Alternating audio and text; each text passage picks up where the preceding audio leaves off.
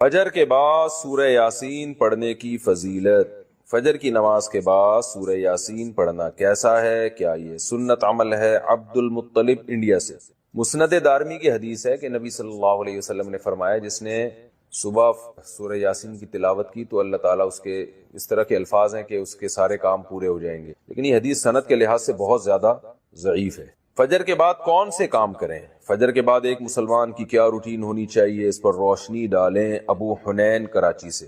دیکھیں حدیث سے تو یہ بات ثابت ہے کہ فجر کے بعد کا وقت ذکر اللہ کا وقت ہے۔ آپ صلی اللہ علیہ وسلم نے ارشاد فرمایا کہ جو شخص فجر کی نماز کے بعد اسی جگہ جہاں نماز پڑھی ہے بیٹھے بیٹھے اللہ کا ذکر کرتا ہے یہاں تک کہ جب سورج ایک نیزہ بلند ہو جاتا ہے، اشراق کا وقت داخل ہوتا ہے، 2 رکعت پڑھتا ہے تو اللہ اس کو ایک حج عمرے کا ثواب عطا فرما۔ تو بہت سارے اسلاف اسی پر عمل کرتے تھے کہ فجر کی نماز کے بعد اللہ کا ذکر کیا کرتے تھے۔ یہاں تک فقہا نے لکھا ہے کہ فجر کی نماز کے بعد تلاوت کرنے سے بہتر ہے ذکر کرنا۔ تو اگر کوئی اس طرح تسبیحات نہ کر سکے تو پھر تلاوت کر لے، کیونکہ بہرحال تلاوت بھی ایک طرح کا اللہ کا ذکر ہی ہے۔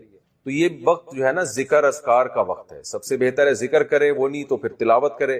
تو لیکن واجب کچھ بھی نہیں ہے اس میں، تو اگر آپ فجر سے پہلے کر لیں ذکر، فجر سے پہلے کر لیں تلاوت تو بھی جائز ہے۔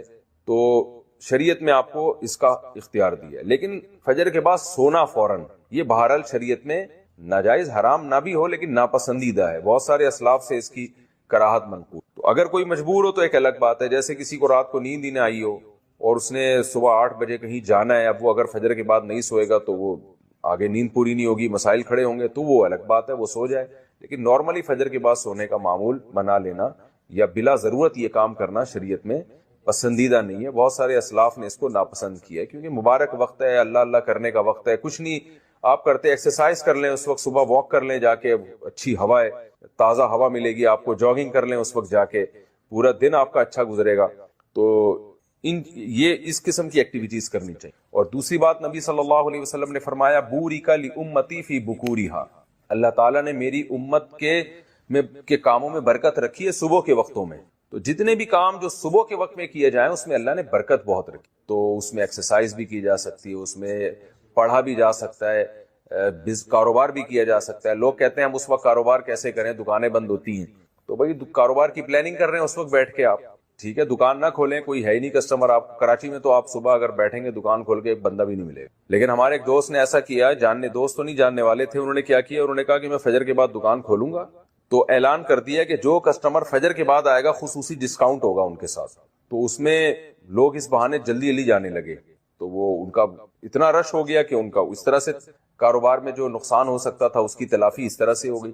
تو بہت سارے طریقے انسان جب کھوپڑی استعمال کرتا ہے تو طریقے سامنے آتے ہیں، اور کھوپڑی استعمال بھی فجر کے بعد بہت اچھے طریقے سے ہو جاتی ہے، بلکہ سردیوں میں تو فجر سے پہلے آپ کو کھوپڑی استعمال کرنا شروع کر دینی چاہیے، کیونکہ سردیوں میں راتیں بہت لمبی ہوتی ہیں۔ تو یہ وقت جو ہے نا انسان کا دماغ بہت فریش ہوتا ہے اور اس وقت بہت اچھا سوچ سکتا ہے، پلاننگ بہت اچھی کر سکتا ہے۔ تو یہ کام فجر کے بعد یا فجر سے پہلے یا فجر کے بعد یہ کام کرنے چاہیے۔ سورہ یاسین قرآن پاک کا دل کیوں؟ سورہ یاسین کو قرآن پاک کا دل کیوں کہا جاتا ہے، اس کی کیا وجہ ہے؟ شمائلہ سبی سے شمائلہ صاحبہ نے پوچھا ہے۔ جی یہ بھی پوچھا تھا بیچاری خاتون نے، رمضان سے 2 مہینے پہلے پوچھا ہوگا، جواب اب مل رہے ہیں ان کو۔ جی سورہ یاسین کو قرآن پاک کا دل کہا گیا ہے، جس حدیث میں ترمذی کی حدیث ہے، امام ترمذی نے اس حدیث میں لکھا ہے کہ یہ حدیث غریب ہے، لیکن دیگر جو محققین ہیں انہوں نے اس حدیث کو بالکل ضعیف قرار دیا ہے، اور بعض نے تو بالکل موضوع قرار دیا۔ تو موضوع قرار دینے والی بات تو تھوڑی مبالغہ لگتی ہے، لیکن ضعیف بہرحال یہ حدیث ہے جس میں آتا ہے کہ سورہ یاسین قرآن کا دل ہے، اور ضعیف بھی بہت زیادہ ضعیف حدیث ہے۔ تو اب جب کوئی کسی چیز کی فضیلت میں ضعیف حدیث ہوگی تو پھر اس میں علماء کی 2 رائے ہیں۔ بعض علماء کہتے ہیں کہ اس سے کوئی شرعی مسئلہ تو ثابت ہو نہیں رہا، لہذا اس حدیث کو بیان کرنے میں کوئی حرج نہیں ہے، فضائل میں ضعیف حدیث بیان کی جا سکتی ہے۔ اور بعض علماء کا موقف ہے کہ نہیں بھائی، فضائل کے باب میں بھی احتیاط کرتے ہیں کہ جی حدیث صحیح ہی ہونی چاہیے۔ تو اس میں ہمارے ہاں نا غلو بہت ہے۔ بعض لوگ کیا کہتے ہیں، کسی نے سورہ یاسین کی فضیلت میں ضعیف حدیث سنا دی تو بعض لوگ ان کے خلاف کلپ بنا کے ڈال دیتے ہیں، یہ دیکھو ان کو تو پتہ ہی نہیں حدیث ضعیف ہے اور نبی پر بہتان باندھ رہے ہیں، اور دیکھو ان کے پاس علم نہیں ہے۔ تو یہ بھی جہالت کی بات ہے، ضعیف حدیث اور موضوع میں فرق ہوتا ہے۔ تو اور بعض کیا کرتے ہیں، ان کا معیار ایسا ہوتا ہے، اتنا گر جاتا ہے کہ ان کو صحیح حدیث سے پتہ نہیں کچھ چڑ سی ہو جاتی ہے، وہ کبھی کسی موضوع پر التزام ہی نہیں کرتے کہ ہم صحیح حدیث پیش کر دیں لوگوں کے سامنے اس بارے میں. صحیح حدیث بھی ہوتی ہیں اس موضوع سے متعلق. تو اس لیے اعتدال کی رائے یہی ہے کہ آپ کا جو موقف ہے آپ وہ بیان کر دیں اور دوسرے پہ طنز نہ کریں آپ. تو ہماری رائے یہی ہے کہ جب ہمارے پاس صحیح احادیث سے اتنی چیزوں کی فضیلتیں ثابت ہیں تو ہمیں ضعیف کی طرف جانے کی ضرورت نہیں ہے. تو میرا تو طریقہ یہی رہا ہے کہ بھئی جب سورہ یاسین کے بارے میں جو یہ حدیث ہے کہ قرآن پاک کا دل ہے، یہ صحیح حدیث نہیں ہے، تو میرا موقف یہی ہے کہ اس میں احتیاط کی جائے، نہ بیان کی جائے وہ حدیث. لیکن اگر کوئی عالم یہ حدیث بیان کرتے ہیں ممبر پہ سورہ یاسین کی فضیلت میں، تو ان پہ طنز نہیں کیا جا سکتا، کیونکہ کوئی شرعی مسئلہ نہیں بیان کیا جا رہا. کیونکہ سورہ یاسین کا مضمون بہرحال اتنا جاندار، اتنا شاندار ہے کہ اس ضعیف روایت کی تائید اس سے بہرحال ہوتی ہے کہ اس کے مضمون کو جب آپ دیکھتے ہیں تو لگتا ہے کہ یہ واقعی قرآن پاک کا دل ہے. اولم یر الانسان انا خلقناہ من نطفۃ فاذا هو خصیم مبین. نبی کے پاس ایک شخص جو ہے نا قبر کی بوسیدہ ہڈی لے کر آیا اور کہنے لگا اس میں جان کون ڈالے گا. سورہ یاسین میں اللہ نے آخری رکوع نازل کیا کہ یہ انسان جو آپ کے پاس ہڈی لے کر آیا ہے یہ دیکھتا نہیں ہے ہم نے اس کو منی کے قطرے سے بنایا، اور آج یہ ہم پہ اعتراض کر رہا ہے کہ اس بوسیدہ ہڈی میں کون جان ڈالے گا. قل یحییھا الذی انشأھا اول مرہ. آپ اس سے کہتے ہیں وہی جس نے اس ہڈی کو پہلی دفعہ بنایا نا، اسی ہڈی سے پوچھیے، بتائے گی جس نے مجھے پہلی دفعہ بنایا ہے وہ مجھے دوبارہ بھی بنا سکتا ہے. تو ایسے جاندار مضامین ہے سورہ یاسین کے، تو اس لحاظ سے اس کو دل کہہ دینے میں کوئی حرج نہیں ہے. لیکن بہرحال اس بارے میں جو روایت ہے وہ کافی ضعیف روایت ہے. تو ہمارا طرز یہ ہے کہ جو صحیح احادیث ہیں، جیسے عبداللہ ابن عباس رضی اللہ عنہ سے ایک اثر منقول ہے سورہ یاسین کی فضیلت میں، صبح و شام پڑھنا چاہیے سورہ یاسین کو. تو ایسے صحیح روایات کا اگر ہم التزام کریں تو یہ زیادہ بہتر ہے.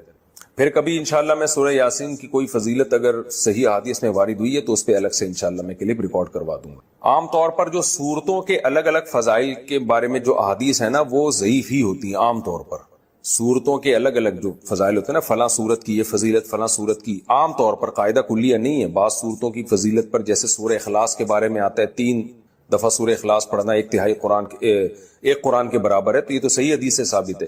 لیکن عام طور پر جو صورتوں کی الگ الگ فضیلت کے فلاں ٹائم پہ پڑھنے میں یہ، فلاں ٹائم پہ پڑھنے میں، تو عموماً اس بارے میں روایات اکثر ضعیف ہوتی ہیں.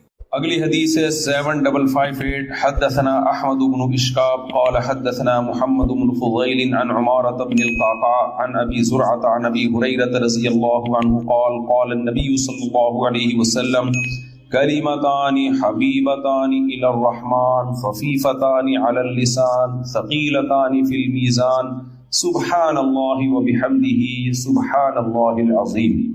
حدیث کے جو الفاظ ہیں یہ بھی بڑے مزیدار ہیں، پڑھنے میں بہت مزہ آتا ہے ان الفاظ. نبی صلی اللہ حضرت ابو ہریرہ رضی اللہ عنہ سے روایت ہے، رسول اللہ صلی اللہ علیہ وسلم نے فرمایا 2 کلمات ایسے ہیں حبیبتان الی الرحمن، جو رحمان کو بہت زیادہ محبوب. آپ کو پتہ ہے فعیل بمعنی مفعول کثرت سے آتا ہے عربی میں، تو یہاں حبیب بمعنی کیا ہے؟ محبوب. اللہ کو بہت محبوب ہے. خفیفتان علی اللسان، زبان پر بہت ہلکے ہیں. ثقیلتان فی المیزان، ترازو میں قیامت کے دن بہت بھاری ہے. دیکھو کسی عمل کو کرنے کے لیے موٹیویشن چاہیے نا. ہمیں کوئی عمل ہم کرنا چاہتے ہیں تو ہمیں کہیں سے موٹیویشن ملتی ہے تو ہم اس عمل کو کر لیتے ہیں.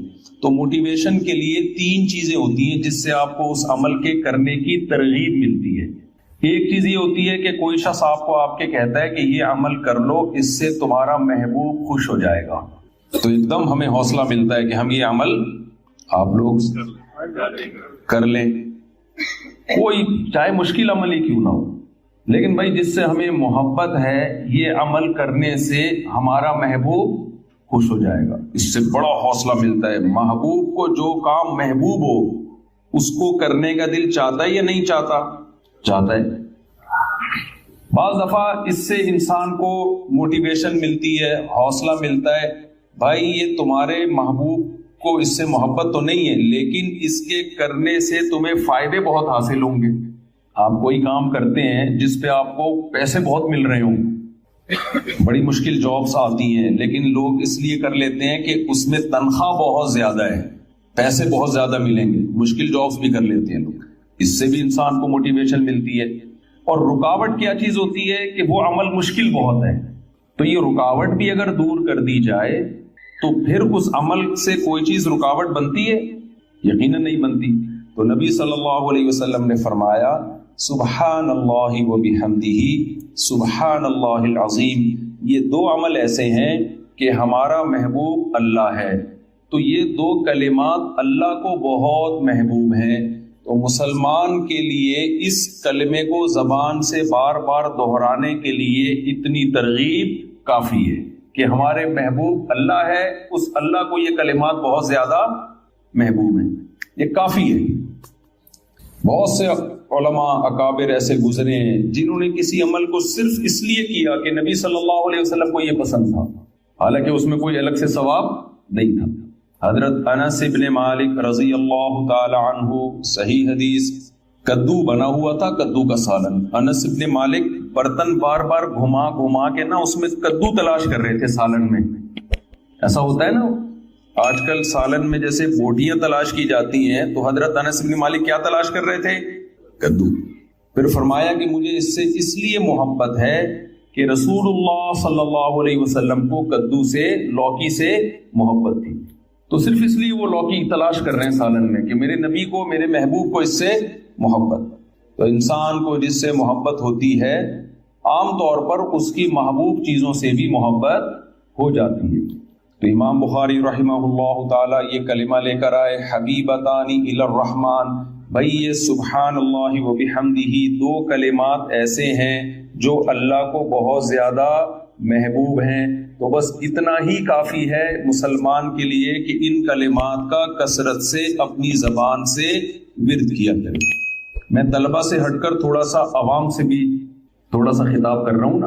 آپ کو پتا ہے آج لوگ جن چڑیل بھوت بھگانے کے لیے پتہ نہیں کتنے لاکھ دفعہ وظیفے پڑھ رہے ہوتے ہیں. بچیوں کی شادی نہیں ہو رہی، کسی نے بتا دیا یہ کلمہ پڑھو. روزگار نہیں مل رہا، کسی نے بتا دیا یہ والا کلمہ پڑھو. سر پہ بال نہیں اگ رہے، کسی نے بتایا بھائی یہ وظیفہ پڑھ کے دم کرو. ہے بھائی، لیکن مسلمان کے لیے کسی کلمے کو زبان سے دہرانے کے لیے، کسی کلمے سے محبت کے لیے ان تکلفات کی ضرورت نہیں ہے. اتنا کافی ہے کہ یہ کلمات کس کو محبوب ہیں؟ اللہ. بس اس لیے سے پڑھے ہوں.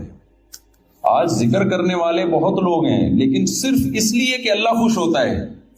تو ایسے لوگ مارکیٹ میں کیا چل رہے ہیں؟ شارٹ چل رہے ہیں.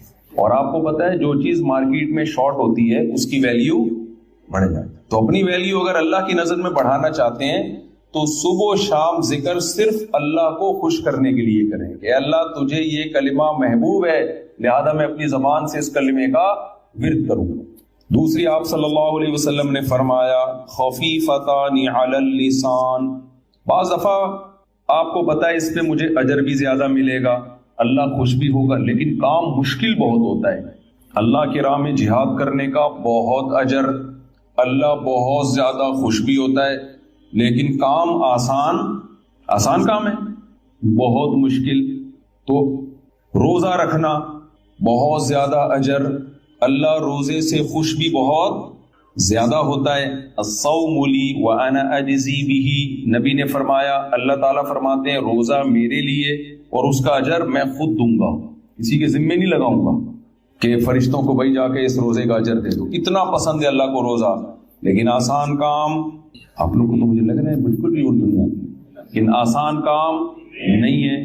اس لیے بہت کم لوگ روزہ رکھتے ہیں. بھائی ثواب بہت زیادہ ہے، اللہ خوش بھی بہت ہوتا ہے، لیکن صبح کا پراٹھا بھی چھوڑنا پڑے گا، دوپہر کی چائے بھی چھوڑنی پڑے گی، شام کے سموسے بھی چھوڑنے پڑیں گے.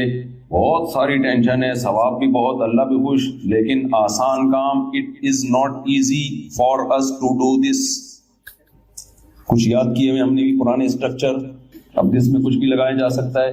It is too difficult for us to perform روزہ. تو اس لیے نبی صلی اللہ علیہ وسلم نے فرمایا بھائی اجر بھی بہت زیادہ. اچھا، نماز اللہ کو سب سے زیادہ محبوب، لیکن اللہ نے خود فرما دیا وَإِنَّهَا لَكَبِيرَةٌ إِلَّا عَلَى الْخَاشِعِينَ. یہ بہت مشکل ہے سوائے ان لوگوں پر جو اللہ کا خوف ہے دل کے دلوں میں. لیکن نارملی نماز پابندی سے پڑھنا آسان کام نہیں ہے. تو اس لیے نبی صلی اللہ علیہ وسلم نے ترغیب کے لیے فرمایا خفیفتان علی اللسان، کیونکہ یہ کلمات زبان سے ادا کیے جاتے ہیں اور زبان پر بہت ہلکے ہیں، اس لیے بہت زیادہ اللہ کو محبت اور ان کی ادائیگی زبان کے لیے بہت آسان۔ فرمایا ثقیلتان فی المیزان، ہو سکتا ہے کسی کے دل میں یہ خیال آئے کہ جب زبان پر اتنے ہلکے ہیں، اتنی آسانی کے ساتھ ہم زبان سے یہ 2 کلمے ادا کر سکتے ہیں، تو ہو سکتا ہے اتنا ہی ہلکا ویٹ ہو ان کا ترازو میں، قیامت کے دن وزن لا کے رکھا جائے تو کوئی اس کی ویلیو ہی نہ ہو، ویٹ ہی نہ ہو۔ تو آپ نے فرمایا ثقیلتان فی المیزان، جب ترازو قیامت کے دن اعمال کا لگے گا تو ان میں یہ کلمات بہت زیادہ وزنی ہوں گے، بہت نیچے جھکا دیں گے۔ یہ 2 کلمات کیا ہیں؟ سبحان اللہ و بحمدہ سبحان اللہ العظیم۔ آپ اگر قرآن و سنت میں غور کریں گے، قرآن میں یا احادیث میں، تو سبحان اللہ اور الحمدللہ ان کلمات کی فضیلت سب سے زیادہ ملے گی۔ اس کی وجہ کیا ہے؟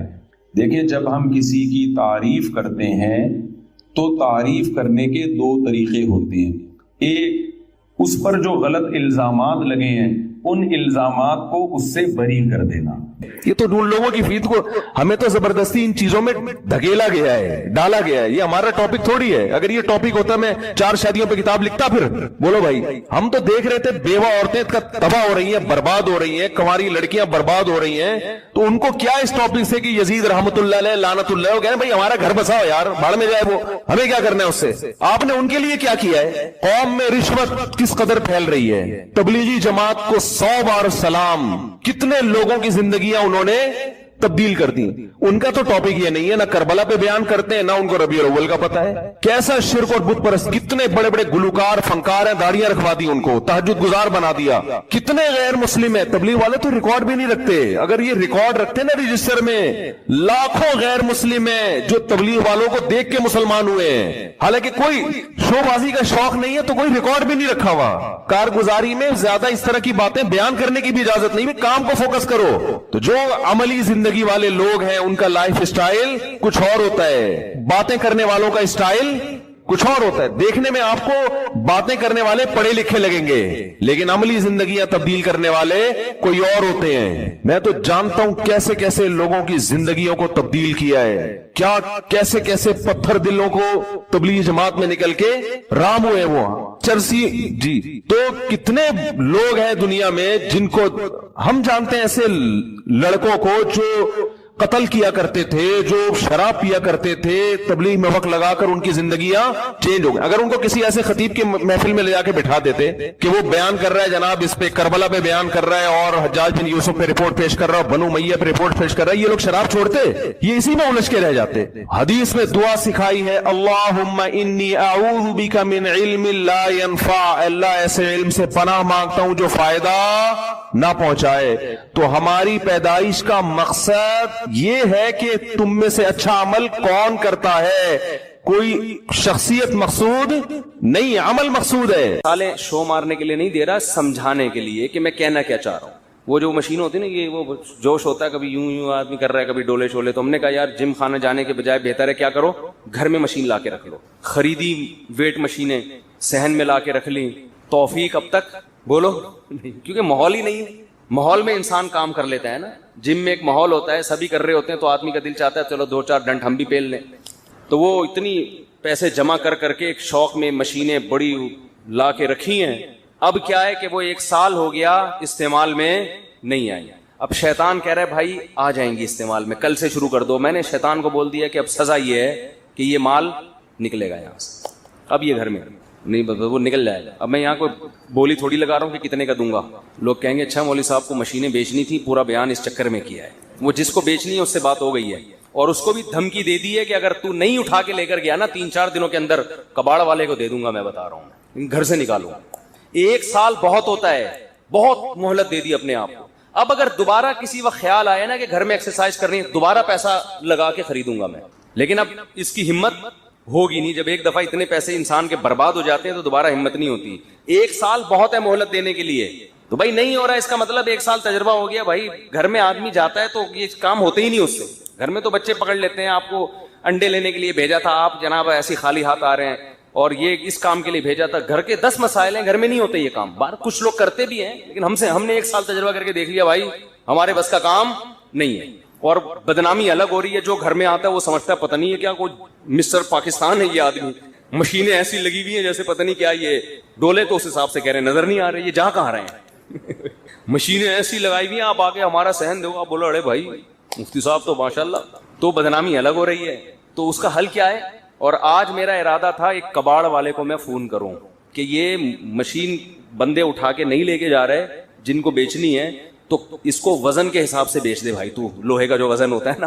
اور میرا ارادہ تھا آج, تو میں نے کہا ایک مہلت اور دے دوں, جس سے بات ہوئی ہے کہ بھائی لے جا, ورنہ میں کباڑ میں بیچ دوں گا, میں نقصان کر دوں گا, مگر میں یہ ٹینشن گھر میں نہیں پالوں گا. میں یہ سامان گھر میں جمع کر کر کے رکھنا یہ زیادہ ٹینشن کی چیز ہے بنسبت آپ اپنا کچھ مالی نقصان کر لیں. یہ زیادہ نقصان دہ چیز ہے, اس سے دل میں محبت پیدا ہوتی ہے دنیا کی. تو گھر میں آپ نے کیا کرنا ہے بھائی, فریج جا کے آج کھولیں, ہے بھائی کھولیں آج فریج, اور سب چیزیں نکال کے باہر پھینک دیں. بولے بیگم اب نئے سرے سے فریج میں چیزیں آئیں گی, ٹھیک ہے. تو بولے بیگم سے یہ اتنا بڑا فریج میں نے تمہارے بیٹھنے کے لیے نہیں بنایا, یہ ضرورت کے لیے بنایا میں نے. تو اور سب گھروں میں یہی ہو رہا ہے, میں تو یہاں بیٹھ کے باتیں کر رہا ہوں نا, ہمارا کبھی فریج کھولیں گے پتہ نہیں کیا کیا نکلے گا اس سے, تو میں نصیحت ہی کر سکتا ہے انسان. ہاں تو ہمارے تو 3 فریج کھولیں گے تو وہ اس میں پتہ نہیں کیا کیا بھرا ہوا ہے. یہ تو میں باتیں کر رہا ہوں, میں کوئی دعوے تھوڑی کر رہا ہوں کہ ہمارے یہاں بالکل ایک ایک چیز بالکل شریعت کے حساب سے چل رہی ہے. تو ہمیں بھی یہ شکایت ہے, لیکن بہت مشکل ہوتا ہے سمجھانا. پولیس بھی نہیں سمجھا سکتی بھائی گھر میں کسی کو. ہمارے تو گھر والے کہتے ہیں یہ فریج چھوٹا پڑ رہا ہے, ایک اور چاہیے. میں نے کہا ایک اور, میں اس سے بیزار آیا ہوا ہوں, ایک اور فریج کہاں سے ملے گا. تو وہ تو آپ لاتے رہو, ایک اور کیا 4 فریج اور لا کے رکھ دو, وہ بھی بھر جائیں گے. اور آج کل تو گرمیاں ہیں, اے سی کی ٹھنڈک اتنی کافی نہیں ہوتی, بچے بھی اس میں سونا شروع کر دیں گے. فریج کبھی نہیں بھرے گا, جتنے بڑے بڑے فریج لے لو وہ کم ہی پڑیں گے. آپ جب تک قناعت پہ نہیں آؤ گے ہمارا پیٹ بھر نہیں سکتا. نبی نے فرمایا کہ انسان کا پیٹ قبر کی مٹی کے علاوہ کوئی چیز نہیں بھرے گی. توند اس وقت جا کے بھرے گی ہماری جب مریں گے نا, اور مٹی جانا شروع ہوگی, پھر ہم کہیں گے اب نہ مجھے فریج چاہیے, نہ مجھے گاڑی چاہیے, نہ مجھے گھر چاہیے, میں ایکچولی سکون سے ہوں, بس مجھے تمیز سے سونے دو یہاں آرام سے. تو اس لیے بھائی گھروں سے کیا کرنا ہے, بیگم کے علاوہ بچوں کے علاوہ جتنی چیزیں ہیں ٹھیک ہے آہستہ آہستہ نکالنا شروع کریں. تو یہ بھی مال جمع کرنے میں داخل ہے. یہ جو آپ نے اتنا سامان گھر میں ہم نے اکٹھا, برتن پورے سال استعمال نہیں ہوتے, ڈنر سیٹ رکھا ہوا ہے جی, نہیں ہو رہے تو صدقہ کرو, اس کو نکالو بھائی. اس کی سزا یہ ہے کہ مارکیٹ سے کیا کرو, اس کو شارٹ کرو. تو یہ بھی ایک حب دنیا کی علامت ہے, دنیا کی محبت کی علامت. اسلام میں جتنا فوکس نماز کو کیا گیا ہے کسی حکم کو نہیں کیا گیا. اچھا ہمارا مسئلہ کیا ہے کہ نماز عبادت مقصودہ میں سے, دیکھیں شریعت میں 2 طرح کی عبادتیں ہیں. ایک عبادت تو وہ ہے جو خود مقصود نہیں ہوتی بلکہ اس سے مقصد کوئی دوسرا کام ہوتا ہے, جیسے وضو. یہ بذات خود مقصود نہیں ہے بلکہ وضو کا مقصد کیا ہے, نماز پڑھنا آپ کے لیے حلال ہو جائے, جائز ہو جائے. اب کوئی سارا دن بیٹھ کے وضو ہی کرتا رہے, نماز نہ پڑھے, تو اس کو ہم بے وقوف کہیں گے. احرام کا بنیادی مقصد کیا ہے, احرام خود کوئی عبادت نہیں ہے, لیکن عمرہ یا حج کرنے کے لیے آپ کو احرام کی حالت میں آنا ضروری ہے. اس احرام کی حالت میں آئے بغیر آپ نہ حج کر سکتے ہو اور نہ عمرہ کر سکتے ہیں آپ. اس لیے ان کو شرط کہا جاتا ہے. شرط کہتے ہیں کسی بھی چیز کا خارج وہ اس کے اندر نہ ہو. نماز کے ارکان کیا ہیں, قیام ہے, رکوع ہے, سجدہ ہے, تلاوت کرنا. وضو نماز کے ارکان میں سے نہیں ہے بلکہ نماز سے باہر کی چیز ہے. اس لیے ہم کہتے ہیں وضو نماز کی شرطوں میں سے, پاک ہونا, صاف ہونا, جسم کا پاک ہونا, باوضو ہونا, یہ سب چیزیں نماز کی شرطوں میں سے ہیں. اور کچھ عبادتیں ایسی ہیں جو بذات خود مقصود ہیں, جیسے نماز ہے, حج ہے, روزہ ہے, زکوٰۃ ہے. اگر آپ نے نماز نہیں پڑھنی تو آپ پر وضو بھی لازم نہیں ہے. لوگ ہم سے مسئلہ پوچھتے ہیں غسل فرض ہو گیا, کیا رات کو فوراً غسل کرنا ضروری ہے, کیا غسل کیے بغیر ہم سو سکتے ہیں؟ تو اس کا جواب کیا ہے بھائی, غسل فرض ہے نماز پڑھنے کے لیے. تو اگر آپ نے رات کو عشاء کی نماز نہیں پڑھی ہے تو پھر تو فوراً غسل فرض ہے تاکہ آپ کے لیے عشاء کی نماز حلال ہو جائے. اور اگر آپ نے نماز پڑھ لی ہے تو فجر کی نماز میں ابھی 5, 6, 7, 8 گھنٹے باقی ہیں, تو فوری غسل کرنا فرض نہیں ہے, کیونکہ غسل عبادت مقصودہ میں سے نہیں ہے. غسل جو فرض غسل ہوتا ہے وہ کیا اس لیے جاتا ہے تاکہ آپ کے لیے فجر کی نماز پڑھنا حلال ہو جائے. تبھی جو پوستی لوگ ہیں فجر پڑھتے ہی نہیں ہیں, وہ 11 بجے اٹھ کے غسل کر رہے ہوتے ہیں, اور زیادہ پوستی پن پہ آپ آ جائیں تو کرتے ہی نہیں ہیں وہ. تبھی غیر مسلموں میں یہ غسل جنابت نہیں ہوتا.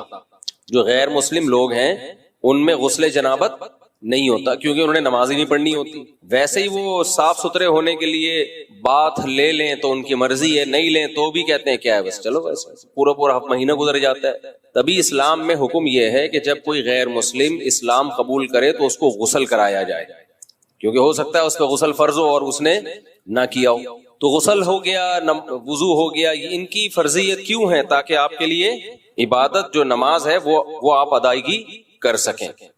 تو اب اس کو سمجھیں کہ عبادت مقصودہ بہر صورت کرنی ہی کرنی ہے. جہاد کس میں داخل ہے؟ عبادت مقصودہ میں ہے یا غیر مقصودہ میں؟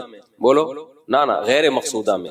وہ بذات خود مقصود نہیں ہے. بذات خود مقصد کیا ہے؟ اللہ کا دین غالب ہو جائے, دشمن کا شر ٹوٹ جائے. تو اگر دشمن کا شر ویسے ہی ٹوٹ گیا, سلو ہو گئی اور دشمن نے ہتھیار ڈال دیے, تو شریعت بلا وجہ لڑائی کا حکم نہیں دیتی. بلکہ جہاد کے بارے میں جب ہم اصول فقہ کی کتابیں پڑھتے ہیں تو اس میں لکھا ہوا ہے کہ جہاد بذات خود, یعنی اول نظر میں دیکھا جائے, اول نظر میں, میرے اتنے سے بیان کو کلپ کاٹ کے نہ کوئی بنا دے, اتنی سی بات کو نہ چلا دیتے ہیں لوگ, پوری بات نہیں کر رہے ہوتے. پہلی نظر میں اگر دیکھا جائے تو فساد ہے, اس میں کوئی ایسا کام نہیں ہو رہا جو اللہ جس کو پسند کرتا ہو. مار کٹائی, قتل و غارت, معصوم لوگوں کی جانیں بھی جاتی ہیں. چاہے جب آپ جہاد کرتے ہو تو شریعت نے حکم دیا ہے کہ عورتوں بچوں کو قتل نہ کیا جائے, لیکن جب بھی بم گرے گا آپ نے نشانہ تو دشمن کے فوجیوں کو بنایا, لیکن بم کے دھوئیں اور چھرے کہیں نہ کہیں تو پہنچیں گے. بم تو یہ تھوڑی دیکھتا ہے کہ بھئی ادھر پھٹنا ہے, یہ ادھر ادھر دائیں بائیں اگر کوئی بے گناہ لوگ گزر رہے ہیں تو ان کی قریب سے گزر جانا ہے. غریبی میں 2-4 معصوم لوگ بھی مر جاتے ہیں اس سے, تو انسانیت قتل ہوتی ہے, اس میں لوگ معذور ہو جاتے ہیں, گھر اجڑ جاتے ہیں. تو اس لیے علماء جو اصول فقہ کی کتابیں جنہوں نے صدیوں پہلے لکھی ہیں وہ کہتے ہیں جہاد میں تو خون خرابہ ہے اور اللہ کو زمین میں فساد پسند نہیں ہے, کسی بھی درجے میں پسند نہیں ہے. لیکن یہی جہاد بہت بڑی عبادت ہے جب فساد ختم کرنے کے لیے ہو, جب فساد ختم کرنے کے لیے. کیوں؟ وجہ اس کی یہ کہ اگر یہ جہاد نہیں ہوگا تو خون خرابہ رکے گا تھوڑی, اس سے بڑا خون خرابہ ہوگا. ابھی قریب میں اس کی مثال ہے, انہوں نے فائرنگ شروع کر دی, پڑوسیوں نے میزائل داغنا شروع کر دیے. ہم اگر کہتے بھائی جہاد تو فساد ہے, ہم اگر بم برسائیں گے ماریں گے تو یہ نہ ہو جائے وہ نہ ہو جائے, تو بہتر یہی ہے کہ کچھ نہ کیا جائے.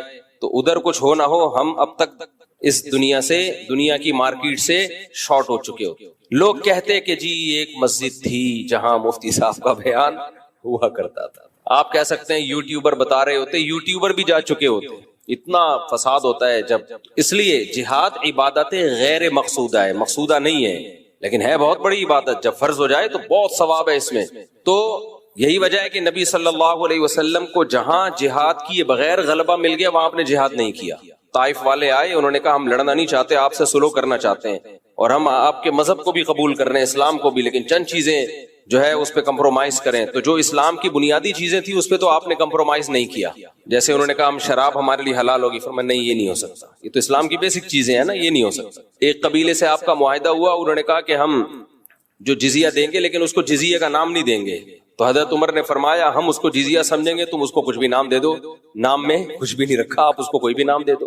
تو آج ہمارے دینداروں میں ایک مسئلہ یہ بھی ہے کہ وہ ایک چیز کو پکڑ کے بیٹھ جاتے ہیں, یہ نہیں دیکھتے کہ شریعت کا اس سے مقصد کیا تھا. 2 انتہائیں ہیں ہماری سوسائٹی میں. ایک انتہا تو ان اسکالرز کی ہے جنہوں نے دین کا بیڑا ہی غرق کر دیا. انہوں نے جو عبادت مقصودہ تھی اس میں بھی تحریف کر دی. انہوں نے کہا ایکچولی روزے کا حکم تو اصل میں اس لیے تھا کہ تمہارے اندر تقویٰ پیدا ہو. تو ایکچولی وہ صبح سے میں نے چائے نہیں پی, ایک دفعہ بن کے آئی چائے, دوبارہ میں نے بھیجی ہے اس لیے دیر ہو گئی, دوبارہ ڈانٹ کے بھیجی ہے. اس کو چائے بولتے ہیں, میرے بچے نے بنائی چائے, میں نے اس کو چائے بولتے ہیں, اب بنا کے لائے چائے. یہ کٹ کر دینا, بیان سے کٹ کر دینا. وہ ایک میم دیکھی آپ لوگوں نے, ایک میم بڑی آ رہی, مجھے بڑے مزے آتی لگتی ہے. ایک لمبی لمبی پھینک رہا, دوسرا ایسے سڑپے مار کے چائے پی رہا ہے اور ایسے لگ رہا ہے جیسے بہت غور سے اس کی بات سن رہا ہے, اور وہ بڑی لمبی پھینک رہا ہوتا ہے. بھائی ویڈیو نہیں بنایا نا, بس جزاک.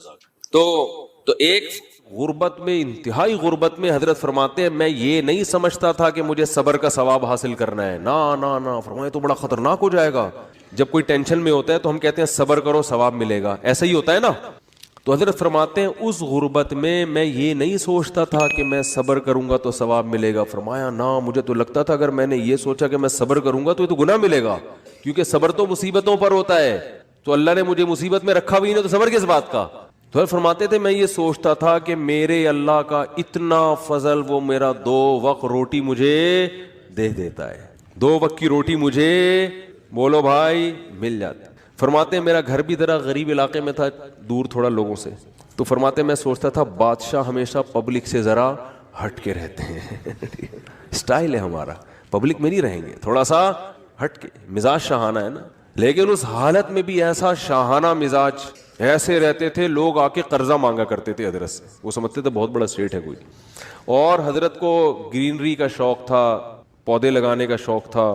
تو پودے لگانے کے بعد نا پانی دینے کے لیے وہ نہیں, خریدنے کے پیسے نہیں تھے, وہ نہیں پودوں کو پانی دیتے, وہ کیا ہوتا ہے فوارہ ہوتا ہے نا, کہتے ہیں ہم نے پھر جگاڑ کر کے کیلیں ٹھوک ٹھوک کے ایک اپنا گھر میں فوارہ بنایا ہوا تھا, ٹھیک ہے نا. تو پھر جب اللہ نے پیسہ دیا تو پھر ہٹو بچوں. پھر یہ نہیں کہ دیکھو کنجوس, دیر آر 2 ٹائپس آف کنجوس, یہ دیر آر 2 ٹائپ بہت جگہوں پہ میرے بیان میں آج کل آ رہا ہے, اس سے یاد رہ جاتا ہے. انگلش میں کنجوس کو کیا کہتے ہیں, مائزر. اردو میں کیا کہتے ہیں, کنجوس. اور کوئی لفظ نہیں ہے. عربی چونکہ بلیغ زبان ہے نا, تو عربی میں دیر آر 2 ٹائپس آف کنجوسز. کنجوس لوگوں کی کتنی ٹائپس ہیں, 2. ایک کو بخیل کہا جاتا ہے اور ایک کو شحیح, شین حلوے والی ہے پھر حلوے والی ہے, یہ آسانی سے سمجھ میں آتی ہے, حلوے والی ہے آسانی سے سمجھ میں آ جاتی ہے نا, ہاں بولتا تو سمجھ میں نہیں آ رہا ہوتا. اس کو کہتے ہیں شحیح. بخیل کہتے ہیں اپنی دولت پہ سانپ بن کے بیٹھ گیا, لوگوں پہ بالکل بھی خرچ نہیں کرتا, بخودی میں لگا رہتا ہے. کنجوس شحیح یعنی شح کہتے ہیں کم بخت, اپنے اوپر بھی خرچ نہ کر رہا ہو, ہے بھائی. ایک تو ہوتا ہے نا پبلک کے لیے سخی نہیں ہے, سارا بچا بچا کے خود ہی کھاتا رہتا ہے. جیسے وہ ایک کنجوس باپ تھا, یہ قصے جو پہلے سے بیان سن رہے انہوں نے بہت دفعہ سن لیے ہوں گے, نئے لوگ آتے ہیں تو سنانے میں کوئی حرج نہیں ہے. عرب میں نا باپ دادا کی شاعری پہ فخر کا رواج بہت زیادہ تھا, باپ دادا کی شاعری پہ فخر کہ میرے ابا ایسے, وہ کہتے ہیں میرے ابا ایسے. تو ایک شاعر نے اپنے باپ کی سخاوت شاعری میں بیان کی اور مقابلہ جیت گیا کہ میرے ابا ایسے سخی, میرے ابا ایسے سخی, کبھی دسترخوان نہیں لپیٹا گیا ان کا, اور دیگ ہمیشہ چولہوں پہ جلتی رہتی تھی, اور لوگوں کا تانتا, ایسی شاعری کی ہے کہ مقابلہ جیت گیا بھائی. ایک دن ایک بندہ اس کے گھر میں ملنے کے لیے آیا, تو دیکھا کہ اس کا جو ابا ہے نا, جس کی سخاوت بیان کر کے یہ مقابلہ جیتا تھا, اس ابا کو دیکھا کہ بکری کے تھن سے منہ لگا کے دودھ پی رہا ہے.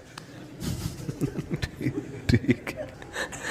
اس نے بولا یار یہ آپ کے ابا کیا کر رہے ہیں؟ اس نے کہا اصل میں ابا میرے جو ہے نا, یہ جب گلاس میں دودھ نکالیں گے تو دھار کی آواز سن کے بچے آ جائیں گے دودھ مانگنے, اپنے ہی بچے ابا کے, دوسرے بھائی ہیں ان کے. تو میرے ابا کو یہ پسند نہیں ہے کہ یہ دودھ بچے پیئیں, اس لیے بچوں کو آواز نہ جائے تو ڈائریکٹ تھنوں سے دودھ لگا کے پیئیں. کہہ رہے ہیں یہ وہ ابا ہیں جن کی سخاوت بیان کر کے میں نے مقابلہ جیتا ہے. لیکن یہ ابا بخیل تھا, شحیح نہیں تھا. اپنے اوپر تو خرچ کر رہا ہے نا کہ چلو بچوں پہ نہیں کھلا رہا, کم بخت خود ہی پی رہا ہے سارا دودھ. وہ دیسی گھی والا بھی سنانا پڑے گا یار, کیا کریں یار. وہ ایک کنجوس, جلدی سناؤں گا, جو کئی دفعہ لوگوں نے سنا وہ پھر بور ہو جاتے ہیں. ایک کنجوس دیسی گھی لے کر آیا, ڈبہ لے کر آیا, تو بچوں سے کہا کہ اس کو کھولنا نہیں ہے, ڈبے سے لگا کے کھاؤ نا, کیونکہ باہر بھی چکنائی ہوتی ہے نا. جب یہ ڈبہ بالکل چکنائی ختم ہو جائے گی نا, پھر ڈبہ کھلے گا اندر سے. اسی دوران اس کا سفر ہوا تو اس نے اس خطرے سے کہ ڈبہ بچے کھول نہ لیں, الماری میں لاکر میں ڈبہ بند کر کے چلا گیا. 1 مہینے بعد آیا, بچوں سے پوچھا دیسی گھی تو نہیں, ڈبہ تو نہیں کھولا؟ نہیں ابا. پھر کیا کرتے تھے؟ ابو الماری سے روٹی لگا کے کھاتے تھے. ایک تھپڑ مارا ان کو, کہہ رہے کم بہت کچھ دن گھی کے بغیر صبر نہیں کر سکتے. اٹ از کالڈ کنجوس. یہ شحیح نہیں ہے, کیونکہ خود تو استعمال کرے گا نا, چپ چپ کے کھائے گا. تو وہ بھی جو بکری کے تھنوں سے منہ لگا کے دودھ پی رہا ہے, کم از کم خود تو پی رہا ہے نا. اور کنجوس کی جو سپرلیٹو ڈگری ہے وہ یہ ہے کہ خود بھی نہ پیے کہ دودھ کم نہ ہو جائے. تھنوں میں دودھ جمع ہوتے وہ نے دے رہا ہے یار کہیں کم نہ ہو جائے, پھر 2 قطرے نکالے کہیں سوکھ نہ جائے, بس اتنا. تو یہ آج معاشرے میں, پہلے تو ہم ان چیزوں کو لطیفہ اور مذاق سمجھتے تھے, لیکن جب آدمی چلتا پھرتا ہے نا, دیکھو ہم نے تو 8-10 سال علماء کے ساتھ گزارے, پبلک سے ہمارا ریلیشن ہی ختم ہو گیا تھا. جب مدرسوں میں گئے نا وہ سارے دوستیاں یاریاں چھوڑ گئی. بالکل ایک علماء صلحاء کے ساتھ بیٹھنا, ان کی سخاوتیں ہم نے اتنی دیکھی, ہم حیران ہوتے تھے. جب پبلک میں دوبارہ جانا ہوا نا تو پھر ایک عجیب ماحول نظر آیا کہ یار یہ کیا ہو رہا ہے. تو ہم نے ایسے لوگ بھی دیکھے دوسروں پہ خرچ نہیں کرتے, اور ایسے بھی دیکھے جو اپنی جان پہ بھی خرچ کرنے کے لیے تیار نہیں ہے. بچاؤ بچاؤ بچاؤ بچاؤ. بھائی تو خرید لے گاڑی یار, کیا جا رہا ہے, اچھی گاڑی میں گھوم لے بھائی. تو اچھے لوگ بھی ملتے ہیں. ایک صاحب کا وزن ذرا زیادہ تھا, وہ گاڑی میں 2 سیٹیں بک کراتے تھے جب بھی بس میں جانا ہوتا نا. تو مجھے کہنے لگے یار میں تھوڑا سا بھاری ہوں تو مجھے چپک کے بیٹھنا پڑتا ہے, تو پچھلی آدھی سیٹ میں لے لیتا ہوں. ڈرائیور سے بولتا ہوں اس پہ 2-3 بندوں سے زیادہ نہیں بیٹھیں گے, میں ڈبل ٹکٹ دیا ہے. مجھے اچھا لگا. انہوں نے کہا یار سہولت کے لیے انسان پیسے کماتا ہے تو سفر تو تمیز سے گزر جائے نا. تو پیسے خرچ کرنا سیکھو اللہ کے بندو. جو کام پیسوں سے ہو سکتا ہے وہ خود نہیں کرو, ٹھیک ہے نا. جو اللہ نے اگر دیا ہے پیسہ خود کچھ اور کر لو, پھر ٹائم بچاؤ اپنا. تو میری عادت پتہ ہے کیا ہے, میرے پاس اگر پیسے ہوتے ہیں تو میں اپنا ٹائم کو بچانے کی بڑی فکر کرتا ہوں. ابھی گاڑی پنچر تھی, پنچر بھی نہیں ہوا کم تھی, تو میں نے کسی سے کہا یار تو ڈلوا کے لے آ. میرے دل میں سوچے اس کو زیادہ پیسے دے دوں گا میں, جتنا ان کے بنتے ہیں تھوڑے سے کیا ہو جائیں گے, کہ یہ کام بھی انہیں سے لے لو یار, اپنا ٹائم میں کسی اور چیز میں لگا لو, ٹھیک ہے نا. اگر ہیں اللہ نے دی ہیں, بعض دفعہ ہوتے ہیں بعض دفعہ نہیں بھی ہوتے. آدمی خود ہی دھکا لگا کے بائک کو کسیٹ کے لے جا رہا ہوتا ہے تو وہ بھی ٹھیک ہے. تو جب ہوں تو الگ حکم ہے, جس دن جیب میں نہیں ہے تو پھر الگ حکم ہے.